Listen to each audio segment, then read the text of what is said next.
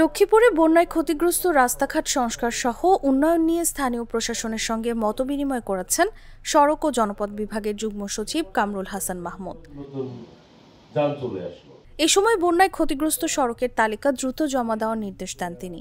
শুক্রবার বিকেলে লক্ষ্মীপুর সার্কিট হাউসে জেলার বিভিন্ন দপ্তরের কর্মকর্তাদের অংশগ্রহণে এই সভার আয়োজন করা হয়।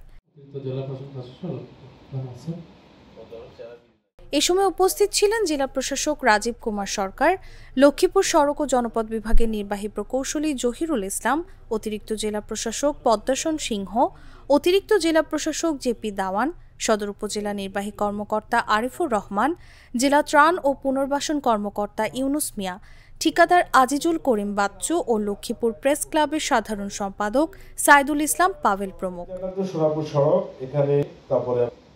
প্রসঙ্গত লক্ষ্মীপুর সদর উপজেলার পূর্বাঞ্চল রামগতি ও কমলনগর উপজেলার ভুলয়া নদী এলাকা এখনও পানিবন্দী।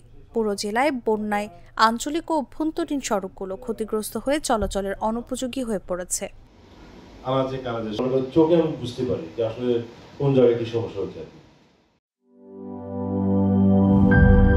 পুচকি পুচকি মশা কামড়ায় করবো আমার চারটি বারটি গোল। মশা মার অক্টাগার্ড মশার কয়েল জম এর ডাবল অ্যাকশন ফর্মুলা 2 মিনিটে মশা দূর করে আপনাকে দেয় 12 ঘন্টার সুরক্ষা।